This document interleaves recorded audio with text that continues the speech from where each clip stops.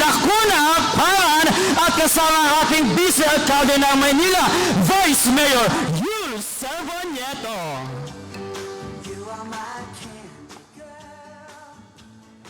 Para po bumati sa inyo lahat, palakpakan po natin, Vice Mayor Yul Servanieto.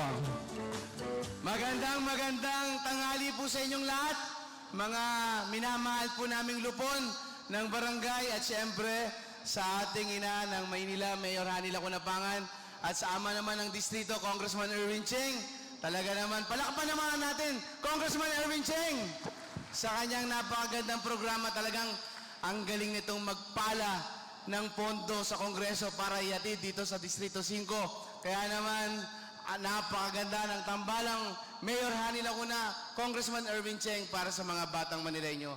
At nais ko lang pong magpasalamat sa inyo sa ibinibigay nyo pong serbisyo sa mga barangay nyo para mas maging maayos dahil kayo mga lupon, isa kayo sa mga tumutulong sa mga barangay opisyales natin na maging maganda ang takbo ng bawat barangay dito sa Distrito 5. At lahat po ba kayo mga may Facebook?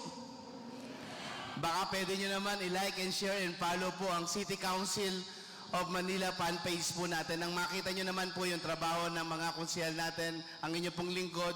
Tuwing Tuesday and Thursday, ang session po namin alas 2 ng hapon. Muli po, maraming salamat po sa inyong lahat. Mga minamahal namin lupon, basta sa inyo pong paglilingkod, stay safe, stay healthy, stay happy always. At nais ko na pong i-request sa inyo, baka wala pa po kayong party list dyan.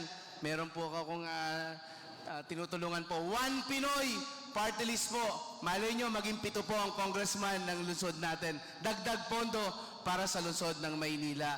At makakaasa po kayo, mga batang Manileño, ang tambalang Hani Yul po, maglilingkod lang ng tapat, malinis at may takot sa Diyos para sa ating mga minamahal na batang Manileño at minamahal nating lungsod, ang lungsod ng Maynila. Muli po, maraming salamat. Asenso, Manileño.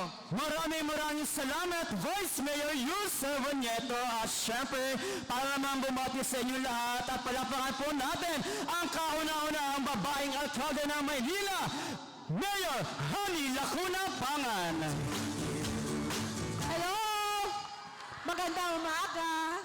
Kumusta na po ang mga lupon ng buong Distrito 5? Busy?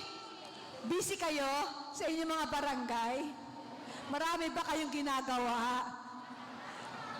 Di ba? O kaya marapat lamang na ibalik naman po sa inyo